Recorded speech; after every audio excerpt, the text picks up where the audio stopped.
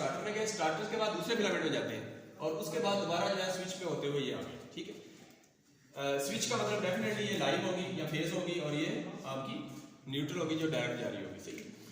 तो अब आप देखें जब भी आप सप्लाई देंगे तो काम क्या होगा, जब आप सप्लाई देते हैं तो सबसे पहले जो इसके अंदर आप देखें तो आर्गन गैस है और जो आपके मर्करी है उसके वेफर इसके अंदर है आपके पास, लेकिन इसका जो डिस्टेंस है ना वो ज्यादा है, इनका डिस्टेंस ज्यादा है। और यहाँ जो है आपका ये आपका नियन लैंप है, नियन लैंप के अंदर क्या होता है कि एक आपका फिक्स कांटेक्ट है और एक मूविंग है, ऐसे मूविंग होता है। ठीक है, हाँ बाई मेटालिक स्ट्रिप है, ये लिखा हुआ है बाई मेटालिक कांटेक्ट और ये होता है। और इसके अंदर होती है हीलियम गैस और ये नियॉन होती है, इसके अंदर जो है वो नियॉन गैस है, नीचे कैपेसिटर भी है। ठीक है, पूरा बना के तो वो हमें जो स्टार्टर होता है जैसे डब्बी से मिलती है स्टार्टर की, वो स्टार्टर के अंदर ये आपका नियॉन लैंप भी होता है और साथ एक कैपेसिटर होता है। कैपेसिटर का वैसे फंक्शन कुछ जगह पे जो है वो नॉइज को रिमूवल के लिए भी वो उन्होंने यूज किया हुआ है। अच्छा, उसके बाद देखें तो ये नियॉन लैंप की जो ये स्ट्रिप है इसके दरमियान गैप बहुत कम है। अब होता यह है कि आप जब ये सप्लाई देंगे तो सप्लाई देने के बाद ये ब्रास से होती हुई, चौक से होती हुई आपकी सप्लाई यहाँ इसके क्रॉस भी आ गई है, देखें इलेक्ट्रोड के क्रॉस, और अब ये गैप भी है हमारे पास।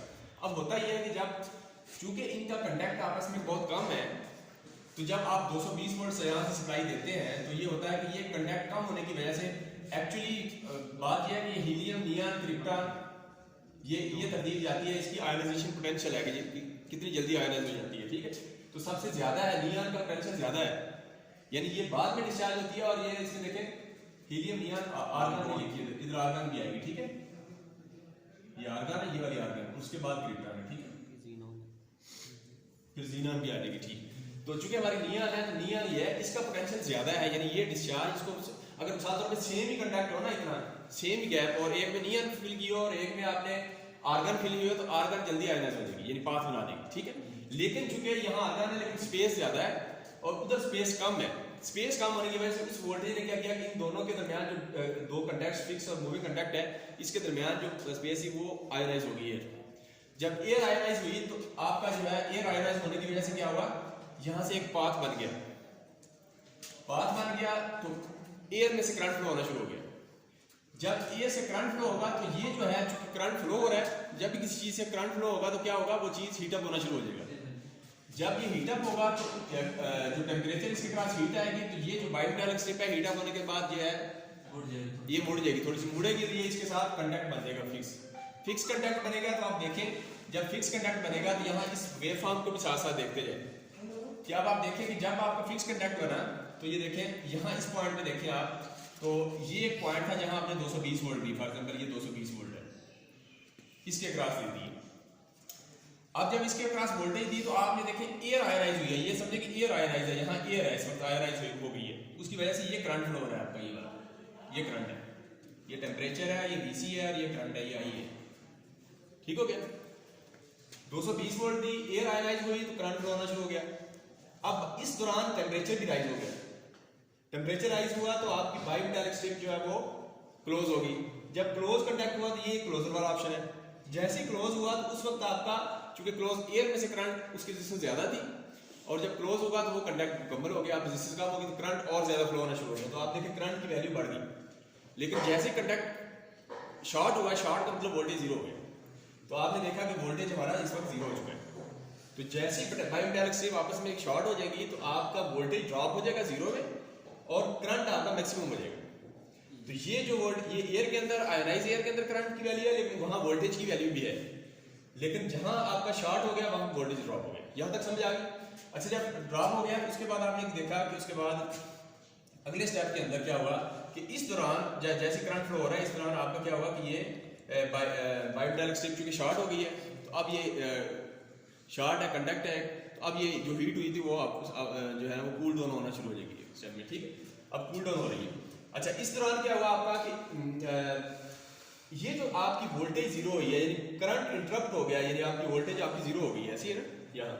तो ये करंट जब चेंज इन करंट आता है, यानी आपका समझे कि यहाँ आपने जब चेंज इन करंट आता है तो जो इंडक्टर क्या करता है कि LdI/dt, ये अब होगा क्या कि इस पॉइंट के ऊपर यहाँ यहाँ आपका क्या होगा कि यहाँ आपके ऊपर इस पॉइंट पे बायोमेटालिक ये जो क्लोज थी, ये जो आपकी ये वाला जो फिक्स्ड और मूविंग कंडक्ट क्लोज था, ये कूल डाउन होने के बाद दोबारा अपनी जो मूविंग कंडक्ट था वो दोबारा पार्ट हो गया। इस पॉइंट पे आ गए हैं, इस वक्त आपका ये दोबारा ओपन हो चुका है। इस पॉइंट पे ये वाली जो कंडक्ट आपस में ओपन हो गया।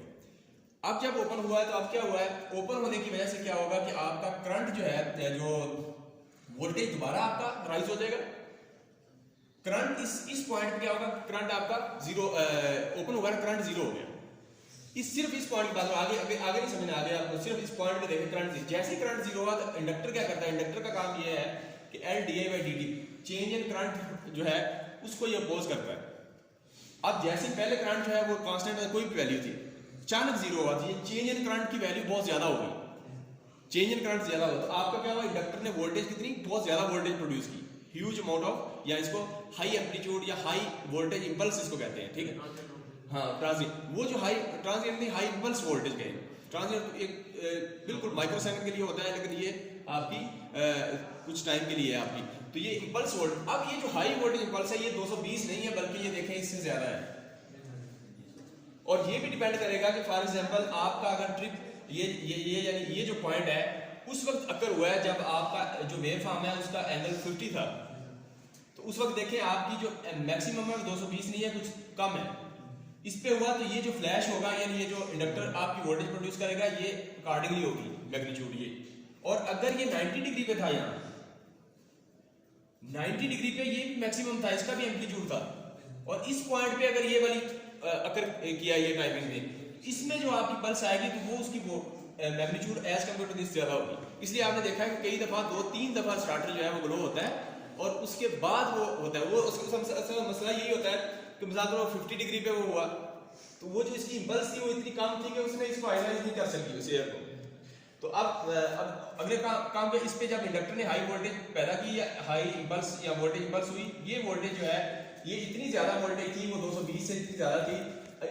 इस पॉइंट पे देखें ये आपस में ओपन हो चुका है, ये मूविंग और फिक्स करंट ओपन हो गया है, और वो इतनी वोल्टेज ज्यादा थी कि उसने इस पॉइंट को, क्योंकि ये आर्गन जो है बहुत जल्दी आयनाइज हो जाती है, इसको अगर पोटेंशियल जल्दी मिल जाए और उसने टाइम लेना था डी आने क्योंकि उसका आयनाइजेशन पोटेंशियल ज्यादा है, अब ज्यादा वोल्टेज की वजह से आर्गन गैस जो है वो आयनाइज हो गया और यहाँ से पास बन गया तो करंट फ्लो होना शुरू हो गया, आयनाइज हो गई, ठीक है। तो एयर आर्गन और फिर मर्करी पार्टिकल, तो ये आपकी इसमें से करंट जैसे फ्लो हुआ तो उसके बाद आपकी ये इलेक्ट्रॉन, वही जो फिनोमेना बताया, इलेक्ट्रॉन जो है वो एनर्जी इमिट करेंगे फोटॉन्स, और उसके बाद जो है हमने कोटिंग इसके ऊपर की हुई है, इसमें देखे तो आपने देखा हुआ है, लिखा हुआ है कि जो इसकी ट्यूब लाइट जो है लाइन ग्लास की बनी हुई है और हाई जो हीट इंसुलेटिंग मटेरियल है ये, और इसके ऊपर कोटिंग की होती है तो व्हाइट लाइट जो है हमें वो बाहर मिलती है, ठीक हो गया। और इसके ऊपर कोटिंग डिफरेंट करते हैं तो वो मैंने आपको बताया जो भी कलर करेंगे उस हिसाब से आप जो है वो कर लेंगे, ठीक हो गया। अच्छा, एक तो ये हो गया। अब हम देखें ये मैंने आपको फिनोमेना बता दिया कि कोई आपसे पूछे कि भाई आप ये क्या होता है कि 2-3 दफा कोई एक लाइट जो है वो होने के बाद ऑन होती है और एक जो है पहली दफे ग्लो होती है और उसके बाद ऑन हो जाती है, तो वो फिनोमेना मैंने आपको ये समझा दिया, ठीक। और इस पॉइंट पे इंडक्टर ने high voltage high impulse voltage इसको कहेंगे, हाई इंपल्स, ये इसको कहेंगे हाई इंपल्स वोल्टेज, तो ये प्रोड्यूस होगी और इससे जो है वो आपका ये वाला पॉइंट आप इतनी हाई वोल्टेज थी, अगर तो ये कम थी, फॉर एग्जांपल ये कम थी तो ये थोड़ी सी आयनाइज, आपने देखा होगा ट्यूबलाइट में होता है कि यहाँ से थोड़ी सी इधर से और थोड़ी सी इधर से वो ग्लो हुई, उसके बाद फिर बंद होगी, फिर आपका स्टार्टर ग्लो होना शुरू हो गया, फिर वही प्रोसेस दोबारा हुआ। अगले प्रोसेस में पता चला कि वो 50 डिग्री पे नहीं बल्कि 90 डिग्री पे ग्लो हुई। अगर 90 पे हुई तो उसकी वोल्टेज इंपल्स इतनी ज्यादा थी कि उसने पूरे उसको आयनाइज कर दिया और दोबारा हो गया तो ऑन होगी, ना हुई तो स्टेप बाय स्टेप ये प्रोसेस चलता हो सकता है 50 डिग्री पे अगली दफा ये 90 की बजाय ये इससे थोड़ा सा आगे हो, फिर भी कम होगी इंपल्स, ये इंपल्स आपकी ये अगर इस पे ये देखें इतनी इंपल्स जनरेट होगी इस तरह, तो वो भी इससे कम होगी, और इस पे होगी तो ये मैक्सिमम होगी, ठीक है। तो इस तरह 2 3 4 वो पॉइंट ले लेगी, तो ये आपकी होगी तो ये ऑन होगी, ठीक। यही प्रोसेस जो है वो यहाँ स्टेप बाय स्टेप लिखा है, इसको आप थोड़ा सा अगर हम देखें तो ये देखें लो वोल्टेज, ये कौन सा लो वेट मर्करी वेपर्स इसके अंदर होते हैं डेफिनेटली, और उसके बाद ये जो इंकैंडेसेंट लैंप है एक तो लो वेट है और मर्करी वेपर इसके अंदर यूज होते हैं, और इसी तरह lamp use fluorescence to deliver visible light, तो फ्लोरेसेंस इसके अंदर जो है वो विजिबल लाइट, और उसके बाद क्या है फ्लोरेसेंट कोटिंग की होती है असल में इसके अंदर जो जिससे विजिबल लाइट हमें कन्वर्ट होती है, इसकी जो ट्यूबलाइट है इसके अंदर जो है। अच्छा, उसके बाद देखें अगला क्या है current and gas energises mercury, ठीक है, मरकरी हो गया more proficient than incandescent lamp. Incandescent में पिछला पढ़ा है हमने, उससे ये ज़्यादा एफिशिएंट है। नॉर्मल ल्यूमिनेंस 50 to 100 ल्यूमेंस पर वाट इसकी ल्यूमेंस, और बाकियों की भी कुछ की लिखी हुई है।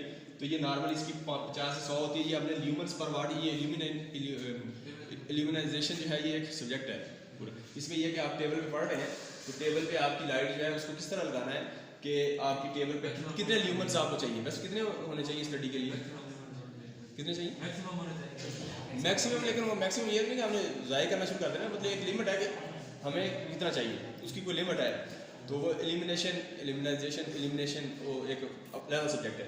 तो वो टेबल पे करने के लिए आप फिर उसको इस तरह करते हैं कि आप देखते हैं कि यहाँ ल्यूमेंस, तो ल्यूमेंस मेजर करने के लिए वो डिवाइस भी है, उसे आप रखते हैं तो आपको वो ल्यूमेंस पता चल जाता है। तो अच्छा ये हो गया।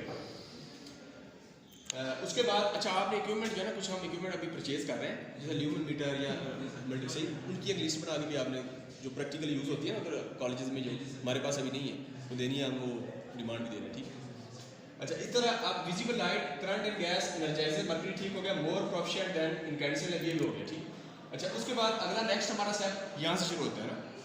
अच्छा इसके अंदर देखें तो ये मैंने जो स्टेप बताया वही दोबारा देख लेते हैं। Switch on full voltage across the lamp and starting through loss no discharge happens. तो हैपन यहाँ जो डिस्चार्ज है वो हैपन नहीं हुआ, लेकिन स्टार्टर के जरिए हमें वोल्टेज। उसके बाद क्या glow discharge in starter, starter में ग्लो डिस्चार्ज हुआ, प्रोसेस मैंने बता दिया कैसे वो मूविंग कंडक्टर वो करता है।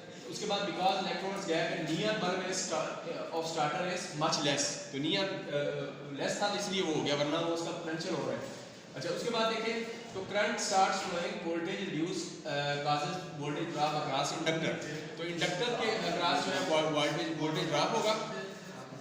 तो उसके बाद क्या एट रिड्यूस और no voltage no more gas discharge by electric gets cool and breaks conducts current goes interrupted and large voltage surge comes across the inductor. वो जो लार्ज वोल्टेज सर्ज है वो मैंने आपको बता दिया उसका प्रोसेस, और उसके बाद जो है ना वो ये हो जाती है। इसकी एफिशिएंसी जो है मैंने बता दिया आपको इनकैंडेसेंट से ज़्यादा है, और डिज़ाइन डिफरेंट शेप, इनकी शेप भी डिफरेंट भी होती है, लेंथ भी, और इसको डिज़ायर कलर में भी मैंने आपको बताया। तो उसके अंदर जो फ्लोरेसेंस है वो कोटिंग डिफरेंट कर सकते हैं या गैस जो है वो फिल डिफरेंट कर सकते हैं। और इसी तरह स्टार्टर गैस इंजेक्टिव, हाँ ये मैंने आपको बताया जैसे यहाँ से सर्किट बन गया, यानी सप्लाई यहाँ से आई और जब यही आयनाइज हो गई है इसके बाद ये पाथ ये वाला बन गया, तो ये स्टार्टर सर्किट से आउट हो गया। जैसे ही ये ग्लो हो जाएगी उसके बाद स्टार्टर आप उतार भी देते चलती रहेगी। ठीक हो गया, ये हो गया। अब इलेक्ट्रॉनिक जो चौक आ रही है उसके अंदर ब्लास्ट होती है, ये स्टार्टर वगैरह का फंक्शन नहीं होता, वो इलेक्ट्रॉनिक चौक की तरह है।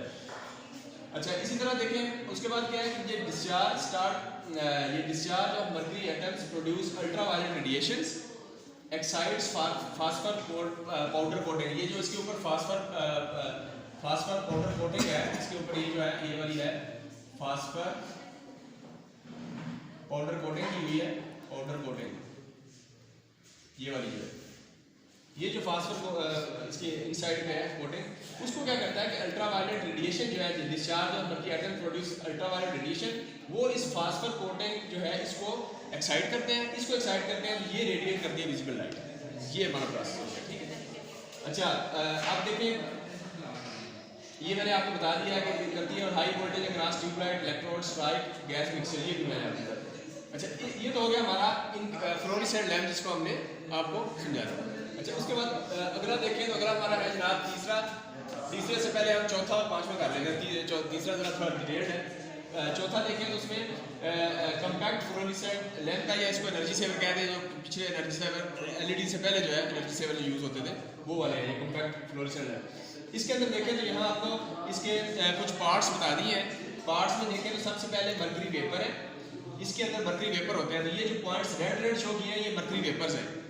अच्छा इसी तरह इसके अंदर जो फ्लोरेसेंट कोटिंग है वही जैसे वहाँ पाउडर की कोटिंग है, इसके ऊपर कोटिंग की होती है।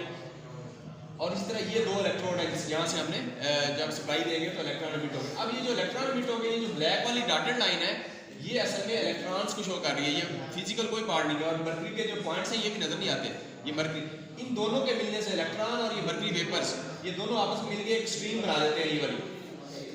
तो इससे जो है ना आपकी जो है ना जो वही प्रोसेस होता है कि आपका जब ये इलेक्ट्रॉन्स इस तरह और फोटॉन एनर्जी और उसके बाद जो है ना लाइट एमिट होती है। इसमें देखिए अगर आप तो fluorescent coating absorbs ultraviolet rays, ये जो फ्लोरेसेंट कोटिंग इसके ऊपर की है, अल्ट्रावायलेट रेज जो हमारी है जब सप्लाई दी तो इलेक्ट्रोड से इलेक्ट्रॉन निकले और उससे जो है ना अल्ट्रावायलेट रेडिएशन से आपका क्या हुआ, वो रेज निकली और फ्लोरेसेंट कोटिंग ने वो ऑब्जॉर्व किया और उसको कन्वर्ट कर दिया विजिबल लाइट में। ये तो हो गया इसका पास।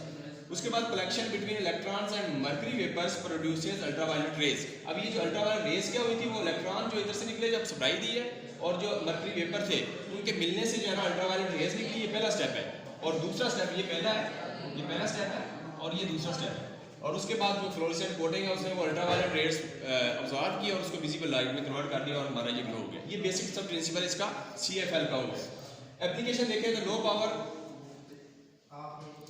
मतलब थोड़ी पावर में भी चल जाता है। वैसे इसका तो प्रॉब्लम होता था, डिम हो जाता था, ये LED वाला डिम हो जाता है मेरे ख्याल, ये वाला होता था वैसे, ये भी हो जाता था वैसे, इसकी प्रॉब्लम आए थे।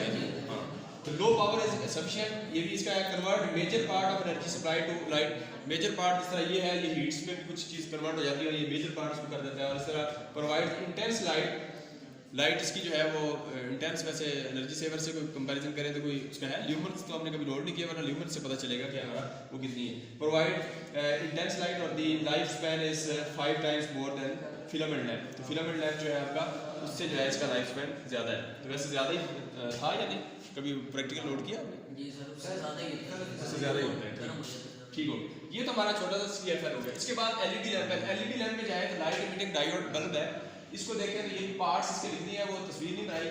डिफ्यूज़र है, वही जो इसकी जो ऊपर वाला पोर्शन है ये वाला, वो थोड़ा गोल सा होता है, जो भी उसकी शेप हो, तो वो डिफ्यूज़र उसका नाम है। उसके बाद LED ट्रांसफार्मर, इसके अंदर वो इलेक्ट्रॉनिक सर्किट लगा होता है और फिर इलेक्ट्रिकल कंडक्ट्स नीचे होते हैं, ये नहीं होते। LED का भी छोटा सा प्रिंसिपल इसमें ये है कि LEDs are formed from various doped semiconducting different material से हम बनाते हैं। PN जंक्शन बनते हैं, PN डायोड जंक्शन। अब होता क्या है कि जब करंट हम पास करते हैं in forward direction, PN cathode node होता है, जब करेंगे तो electrical carriers give off energy proportional to forward voltage drop इसमें कितना है ये, और across diode junction which is emitted in the form of light. तो ये एक बेसिक सा इसका LED का प्रिंसिपल है, जिसमें अब नॉर्मली हम LED से सारी डिवाइसेस हम यूज कर रहे हैं। ये तो हो गया हमारा LED लाइट इमिटिंग डायोड। अब आखिरी जो तीसरा है वो हाई इंटेंसिटी डिस्चार्ज है। इसके अंदर डिफरेंट हमने देखे हैं। इसके अंदर दो को जो है ना अच्छे तरीके से एलैबोरेट किया है। एक सोडियम वेपर है और एक मर्करी वेपर है, ठीक है। अच्छा, उसके अंदर देखें तो फॉर एग्जांपल ये एक मर्करी वेपर लैंप है। मर्करी वेपर लैंप के अंदर ये सारी डायग्राम में इसके पार्ट्स बताए हुए हैं। अगर आप देखें तो ये कैप है, उसकी बेस है। उसके बाद देखें तो ये रजिस्टर लगा हुआ है, ये रजिस्टर है। ये आप देखें तो ये लाइन जो है ना, यहाँ से ये लाइन है और इसके बीच में रजिस्टर है, यहाँ तक जा रही है बस। और इसको कहते हैं स्टार्टिंग इलेक्ट्रोड। ये स्टार्टिंग इलेक्ट्रोड है, इतना हो गया। अच्छा, उसके बाद ये दूसरा इलेक्ट्रोड है, ये वाला जो आपको नजर आ रहा है, एक यहाँ और एक यहाँ। ये जो है आपने इधर लिखे हुए हैं, ये देखिए मेन इलेक्ट्रोड, ये आपका मेन इलेक्ट्रोड है। और मेन इलेक्ट्रोड के आगे हमने क्या लगाया हुआ है, ये टंगस्टन कॉइल लगा दी है। और इधर भी मेन इलेक्ट्रोड के आगे टंगस्टन कॉइल लगी हुई है, ठीक हो गया। अच्छा, उसके बाद अगर हम देखें तो इसके अंदर जो है वो मर्करी एंड आर्गन है, मर्करी एंड आर्गन डाली हुई है। और उसके बाद देखें अगर हम तो ये वाला जो पॉइंट है, इसके अंदर आप देखें तो बोरोसिलिकेट ग्लास, ये इसके अंदर हाइड्रोजन, ये नाइट्रोजन गैस है ये वाली। और ये जो है ये ग्लास, हाँ ये जो आपने लिखा है ये वाला इनर है, ये इनर ग्लास है, इसका नाम इनर ट्यूब क्वार्ट्ज की बनी हुई है। और इसका टेम्परेचर विदस्टैंड कैपेबिलिटी है 1300 डिग्री केल्विन। इससे ज़्यादा हीट अप होना है अंदर है ना, तो इसका हमने ज़्यादा इसका रखा है ताकि ये वाली। और ये ऊपर वाला मटीरियल चूँकि लेस हीट अप होगा, तो ये हमारा ये जो है ना ये वाला है, ये जो है बायर वाली ये है बोरोसिलिकेट ग्लास की बनी हुई है। और ये जो है आपका ग्लास मटीरियल ये पार्ट्स, और ये 700 डिग्री केल्विन जो है इसका टेम्परेचर है, ठीक हो गया।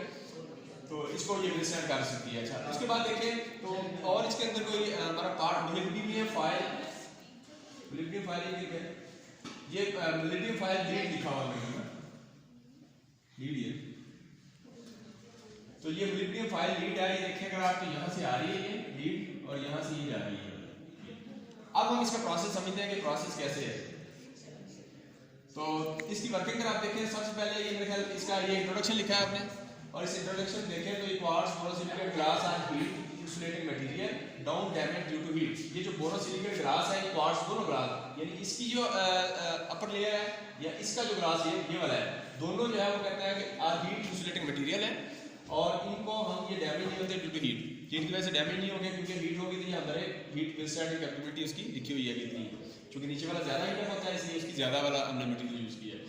अच्छा अब क्या होगा, स्टेप क्या होगा, nitrogen gas is filled between inner tube and outer glass. अब ये मैंने बता दिया कि इसके दरमियान इनर ट्यूब और उसके दरमियान नाइट्रोजन गैस है। अच्छा अब क्या है कि nitrogen gas provides thermal insulation, protect the metal parts from oxidation. अब ऑक्सीडेशन एक पूरा टॉपिक है, मैंने इसको कवर नहीं किया, जगह ही कोई नहीं थी, वरना ऑक्सीडेशन के पूरे फोटोसिंथेसिस में ऑक्सीडेशन होती है, रस्ट के अंदर है, और क्या है जामी देने लगता है, और ये दूसरा और क्या है किधर फोटोसिंथेसिस हो गई, रिडक्शन ऑक्सीडेशन ऑफ ना रिडक्शन ऑफ इलेक्ट्रॉन। तो ये पूरा एक टॉपिक बनता है ये ऑक्सीडेशन का या उस रिडक्शन का। उसके अंदर बल्कि एक मेजर वो भी हो चुका है एक्सीडेंट की, जिसके अंदर एक जो है ना एक त्यारा फ्लाइट क्या होता है वो भेजते हैं सैटेलाइट में भेजे, उसके अंदर 4-5-7 बंदे थे उसके अंदर। तो ये ऑक्सीडेशन प्रोसेस हुआ और वहाँ वो ऑक्सीडेशन से जो हीट प्रोड्यूस होनी थी ना, एक्स्ट्रा हीट, वो एक्स्ट्रा जो हीट है वो प्रोड्यूस होनी थी उसी प्रोसेस में, वो जो फ्यूजन लगती है उसके अंदर जो एक्स्ट्रा हीट प्रोड्यूस नहीं हुई, तो वो एक्स्ट्रा हीट ना होने की वजह से ऊपर गया, तो ऊपर वो बर्फ़ थी, आइस थी, तो आइस में सारे जम गया, तो वो सारा वो भी कुछ सेकंड बाद नीचे आ गया और बंदे सारे मर गए। मतलब ये इंसिडेंट पहले हो चुका है। तो ये प्रोसेस जो है ये भी बड़ा इंटरेस्टिंग है। तो फोटोसिंथेसिस है, और बाकी भी ये जो रस्ट होता है, जंग लगता है, और एक वो क्रूड ये जो क्या कहते हैं इसको क्रूजन वाला है, और ये इस तरह का पूरा प्रोसेस में होता है इसका। अच्छा इससे बचने के लिए इसके अंदर ये मेटल पार्ट्स हैं उनको ऑक्सीडेशन से बचाने के लिए आपको ये हमने क्या किया, नाइट्रोजन गैस डाल दिया कि उससे जो है ये करेगा। और उसके बाद mercury and argon are present inside the inner tube tungsten coil. इसके अंदर जो है वो मर्करी एंड ये मर्करी है और प्लस आपकी आर्गन है, ये वाली इसके अंदर है। Mercury and argon are present inside the inner tube. Tungsten coil is connected at the both tip of electrodes, electron emitting electrodes. तो ये जो इलेक्ट्रोड मैंने पहले बता दिया, ये जो इलेक्ट्रॉन है ये हमने यूज ही ऐसे करते हैं कि जो इलेक्ट्रॉन जब भी इसको सप्लाई दे इलेक्ट्रॉन एमिट करे। अच्छा ये इलेक्ट्रॉन एमिटिंग मटेरियल हमने यूज किया इस कॉइल और विद इलेक्ट्रॉन, ठीक हो गया। एंड उसके बाद thorium, calcium and barium electrode, ये जो इलेक्ट्रॉन एमिट करने वाले मटेरियल है वो ये वाले हैं, इनमें से कोई हम यूज कर सकते हैं। अच्छा उसके बाद due to coating arc will be easily develop electrodes, coating हमने की हुई है इसके ऊपर, ये जो है जो हम ये वाली कोटिंग, ये जो थोरियम या कैल्शियम ये जो कोटिंग कर देते हैं इलेक्ट्रोड पे, तो इलेक्ट्रॉन इजीली आपके वो हो गए, तो इजीली आपके कोटिंग की वजह से इजीली डेवलप इलेक्ट्रोड्स जो है आपके। और उसके बाद क्या होगा, remain connect with molybdenum foil lead resistor. अब ये मोलिब्डेनियम फाइल है, ये वाला ये मोलिब्डेनियम फाइल है, इसके साथ ये कनेक्टेड है यहाँ। अच्छा आगे देखते हैं आगे क्या होगा। मोलिब्डेनियम फाइल के बाद आगे क्या होगा कि due to coating arc will be easily develop, ये तो हो गया। उसके बाद lead resistor is connected with the starting electrodes, resistor deliver the current along starting electrode. अब आप देखिए शुरू के अंदर क्या होता है कि शुरू के अंदर आपका ये रेजिस्टर है, अब इस ये रेजिस्टर और ये इलेक्ट्रोड है। अब होता यह है कि यहाँ से जो ये इलेक्ट्रोड है इससे यहाँ से एक स्पार्क पैदा होता है यहाँ से, क्योंकि इसके अंदर गैस तो वही आर्गन है, लेकिन ये पॉइंट जो है आपका क्या हुआ, इस गैप छोटा है, तो आपका यहाँ से जब सप्लाई देते हैं तो इस रेजिस्टर के थ्रू जो है ना ये बात बनता है, आपको ये जैसे ये आयनाइज होता है तो हीट अप होता है। जैसे वो जो हीट प्रोड्यूस होती है वो हीट जिस तरह इसमें हुई थी, हमारी यहाँ हीट प्रोड्यूस हुई थी, उस हीट की वजह से क्या होगा कि ये मर्करी वेपर्स जो है वेपर्स वो उसमें कन्वर्ट हो जाएंगे वेपर्स में, और उसके बाद क्या होगा ये हीट अप की वजह से ये जो है हीट की वजह से टेम्परेचर राइज की वजह से ये हमारा पॉइंट कंडक्ट बन जाएगा। ये कंडक्ट बनेगा, हीट की वजह से आयनाइज हुआ तो यहाँ से आपका कंडक्ट बन गया, कंडक्ट बना तो ये ऑन हो गया। जिस तरह हमारा यहाँ से ये कंडक्ट बना था ये कंडक्ट बन जाएगा। उस कंडक्ट में यहाँ हीटिंग एलिमेंट ये वाला है, यहाँ जो पॉइंट है वो आपका ये गैप कम होने की वजह से यहाँ से ये वाला पॉइंट जो है वो एयर आयनाइज होगी और ये हीटअप होगा। हीटअप होने के बाद क्या होगा कि जब ये एयर आयनाइज हो गई, ये एयर जब आपकी आयनाइज हो गई है तो उसके बाद आपने ये करना है कि ये जब पाथ बन गया आपका, तो ये लो रेजिस्टेंस पाथ है as compare to this one, क्योंकि ये जो है एक रेजिस्टर की वैल्यू डाली हुई है आपने। तो अब क्या होगा कि यहाँ से ये इस पॉइंट की वजह से हीटिंग इंजन जब आप सप्लाई की तो यहाँ इस पॉइंट की वजह से इन दोनों के एयर आयनाइज होने की वजह से आपका हीटिंग प्रोड्यूस हुई, उसने इसको आयनाइज कर दिया। आयनाइज किया तो ये आपका पाथ बन गया, ये ग्लो हो गया। ये ग्लो जल्दी नहीं होता, 5 से 7 मिनट में लिखा हुआ कहीं तो वो इतना टाइम लेगा इसको फुल ग्लो होने में। लेकिन जैसे ही ये पाथ बन गया उसके बाद ये लो रेजिस्टेंस पाथ होगा और ये जो है हाई रेजिस्टेंस पाथ होगा। ये वाला हाई रेजिस्टेंस पाथ होगा इसलिए चूंकि रेजिस्टर की वजह से, फिर ये वाला स्किप हो जाएगा, ये स्पार्क खत्म हो जाएगा और उसके बाद ये कंडक्ट बन जाएगा और ये ग्लो हो जाएगा। ये बेसिक प्रिंसिपल है। अब हम इसको पढ़ लेते हैं। वर्किंग में भी यही लिखा हुआ है कि current flows through both electrodes. ये जो आपका एक इलेक्ट्रोड ये है और एक ये है, करंट इन दो इलेक्ट्रोड से फ्लो होगा। अब क्या होगा, less gap between bottom main electrode and starting electrode, इनके दरमियान लेस गैप है। अब क्या होगा, due to small gap voltage gradient remains high. अब क्या होगा, this small arc create between both electrodes, तो इनके दरमियान एक आर्क प्रोड्यूस होगी।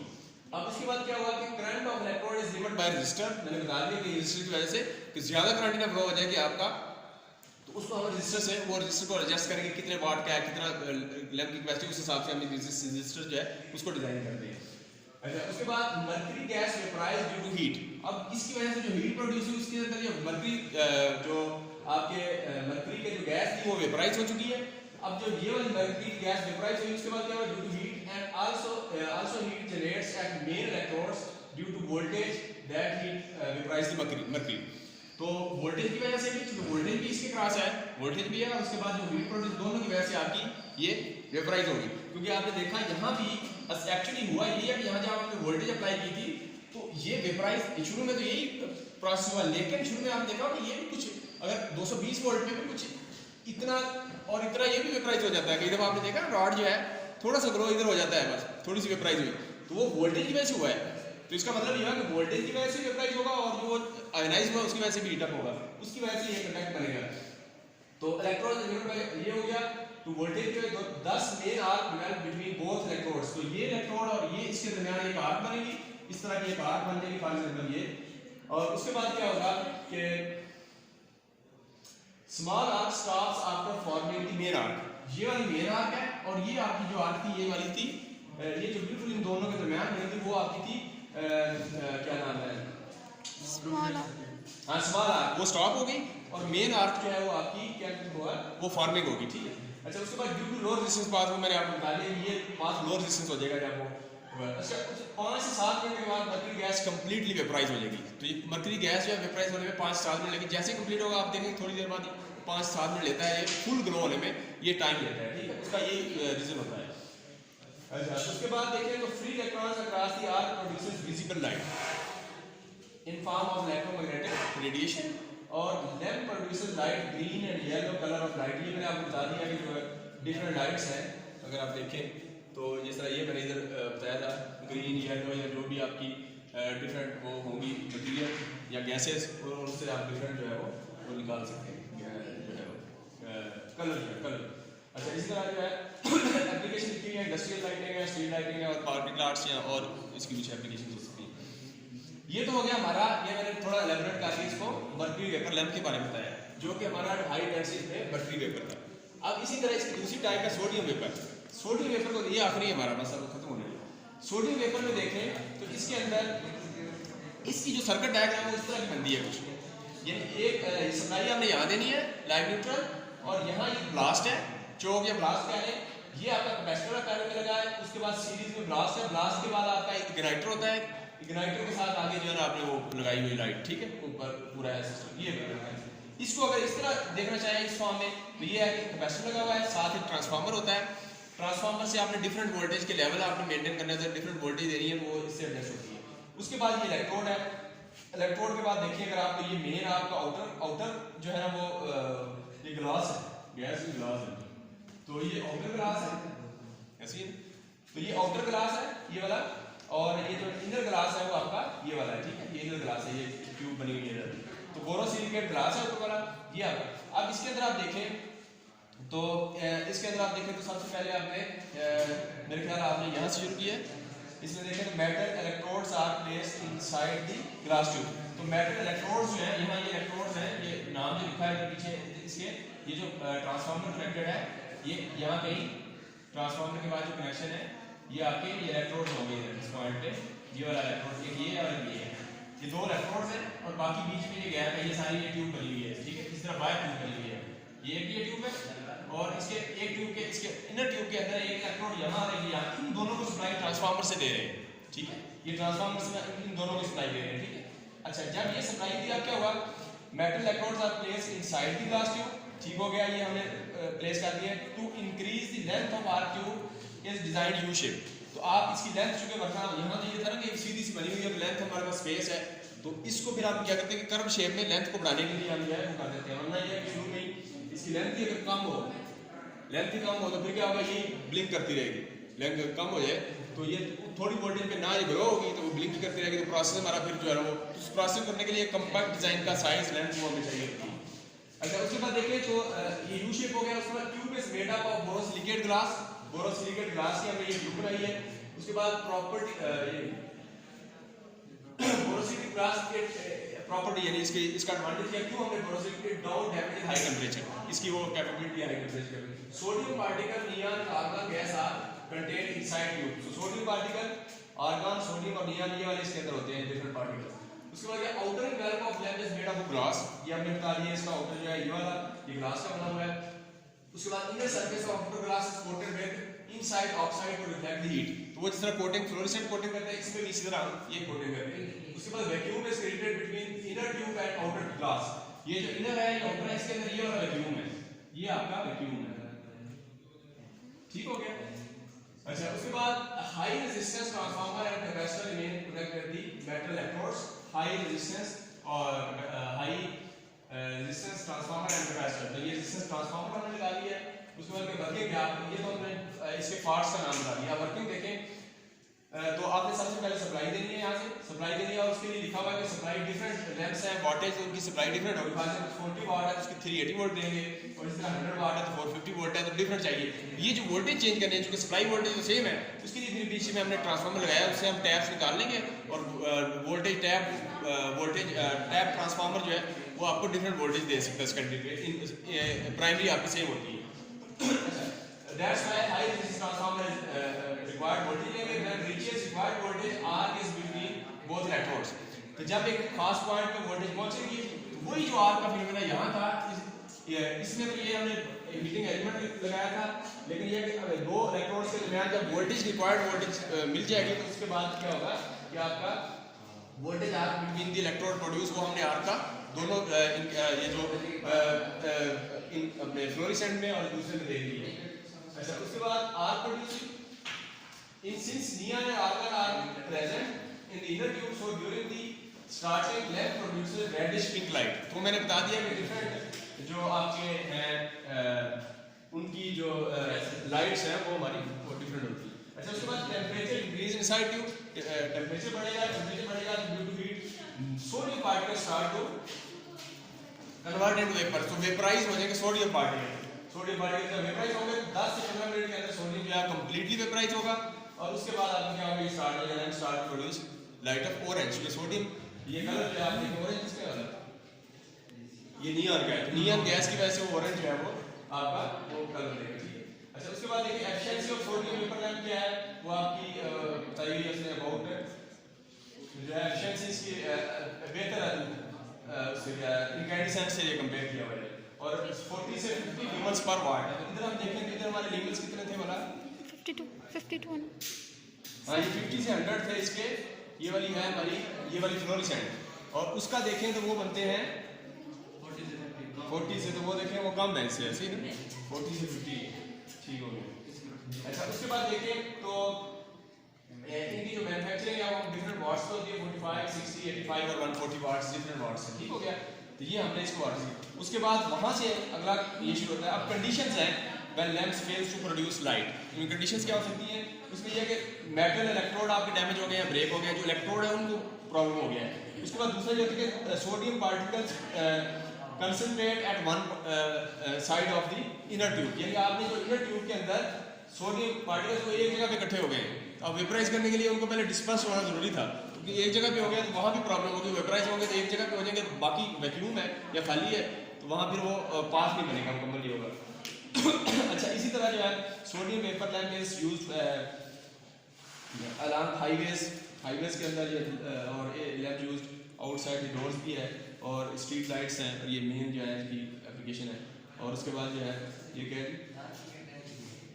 ये इसका एडवांटेज लिखा हुआ है कि does not effect due to voltage variation.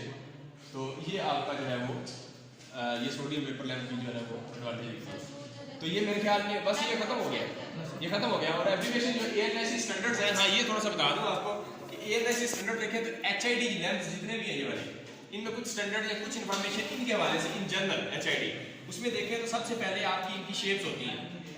Shapes के अंदर ये डिफरेंट शेप्स है, टेबुलर है, ये बल्ब ट्यूब है, BULGED या एलिप्सॉइडल इसको कहते हैं, ये एलिप्स है। और इसके बाद एलिप्सॉइडल डिम्पल्ड कोई इस तरह की शेप बनती है, ठीक है। ये डिफरेंट शेप्स होती हैं, T, BT, E और ED इस तरह कोड से इसको शो करते हैं, ठीक है। अच्छा आप देखेंगे इस लैंप का अगर आपने कोड देखना है तो ये देखिए शेप इसकी BT है, BT का मतलब ये वाली है, ये BT इसके अंदर लिखा होगा। और इसके बाद अगर इसका साइज देखना है तो साइज देखने का तरीका ये है कि इसकी ये वाला जो डाया है इसका आप स्केल लें, स्केल रख के इसका इंचेस में निकाल लें। फॉर एग्जांपल इसका हमारा इंचेस में है 3.75, तो इसका स्टैंडर्ड ये है कि इसको मल्टीप्लाई करें 8 से, 8 से मल्टीप्लाई किया दिया 30, इसका मतलब वो कहेंगे साइज 30 का मतलब है कि इसका इस तरीके से हमने निकाला है, ये निकालने का तरीका है इसका, ठीक हो गया। और इसी तरह जो है फिर नीचे जो बेस है, बेस का आपने यहाँ से साइज निकाला, वो भी स्केल से निकालना है लेकिन मिलीमीटर में आएगा, छोटा बेस होता है मिलीमीटर में, तो 39 मिलीमीटर आ गया। 39 मिलीमीटर का मतलब है कि E39 बेस को हमने बेस चुके ये आपने क्या नाम है एलिप्सॉइडल है, E टाइप है, तो E के साथ 39 लिख दिया। तो E का मतलब है कि उसकी बेस एलिप्सॉइड इसकी शेप, और 39 का मतलब उसकी बेस जो है वो 39 mm है। इससे आप जब फिक्सचर करना है कहीं तो फिक्सचर के डिफरेंट तरीके हैं। फॉर एग्जांपल आप देखें तो यहाँ इनक्लोजर कि आप बल्ब लगाते हैं तो उसके बाहर शेड लगाते हैं कि वो लाइट को फोकस करना है इस तरह। और यहाँ फिर ये है कि आपने उसमें बल्ब पोजीशन आपने नीचे रखनी है, लटका देते हैं कहीं इस तरह रखते हैं, कहीं इस तरह ऊपर रखना है, किधर रखना है तो उसकी पोजीशन है। तो डिफरेंट पोजीशन पे आपने उसको रखना है, और उसमें आपका बेस जो है उसके साइज क्या है, कौन सा फिक्सचर है वो। तो E39 तो ये होगा। BT30 का मतलब है, BT का मतलब बल्ब शेप है, इसकी ये ऊपर वाली शेप जो है बल्ब है, और दूसरा 30 का मतलब उसका साइज है जो कि मैंने आपको निकाल के दिखा दिया इंचेस में उसका डाया, जो मैक्सिमम उसका जो जहाँ से मोटा है बिल्कुल उसका जो है आपने इंचेस में निकाल के और उसको मल्टीप्लाई कर देना 8 से, और जो डिजिट आएगा उसको कहेंगे ये 30 साइज है। तो ये लिखने का तरीका है BT30 और यहाँ E30 साथ E39, इसका E39 और BT है, समझ आ गई। तो ये तो हो गया हमारा ये। अच्छा उसके बाद देखिए ये सारी जो है ना बेस की शेप्स इसमें लिखी हुई है इलेक्ट्रिकल है। मैं अभी आप करें, मैं थोड़ा कम कर कुछ चीजें हैं। अच्छा उसके बाद देखिए यहाँ आपकी HID बेसेस है, ये बेसेस की डिफरेंट टाइप्स E26 है, मीडियम है, ये मीडियम लिखा हुआ है, E39 है, मोगुल ये बेसेस के डिफरेंट नाम है। EP39 है, पोजीशन ओरिएंटेड है, E39 है, ये एक्सटेंडेड है, ठीक है। तो ये सारी इसकी आपकी डिफरेंट टाइप। अच्छा इसके बाद जो है ना ANSI स्टैंडर्ड्स जो है, फॉर एग्जांपल ये जो हमने ANSI कोड्स है, अमेरिकन नेशनल स्टैंडर्ड्स जो आपके हैं इंस्टीट्यूट कोड्स जो है, इसके अंदर ये पूरा एक टेबल बनता है, हमने नहीं बनाया, सिर्फ एक रो मैंने बना दी है। उसमें ये है कि ये सोडियम वेपर लैंप है, मर्करी वेपर लैंप है और मेटल हेलाइड है, जो कि 3 है हमारी टाइप्स। उसमें देखें तो फॉर एग्जांपल ये S50 है तो 250 वाट का है, ये एक साइज है। इस तरह ये है तो H के साथ होंगे, ये H33 है होगा तो इसका मतलब है कि 250 वाट है। इस तरह H और होंगे, उनकी वाटेज डिफरेंट होगी।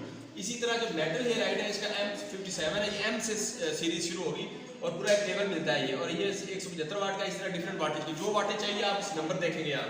अब यहाँ ये है कि आपने मिसाल तौर पे आपने S सीरीज का फॉर एग्जांपल यहाँ मैं आपको बताता हूँ, ये वाला जो हमारा लैंप है high pressure sodium vapour lamp, इसके अंदर अगर हमने ये वाला S सीरीज का यूज किया है, ये देखें 150 वाट है। मैं आपको कहता हूँ कि फॉर एग्जांपल ये जो है मैं इस पे यूज करता हूँ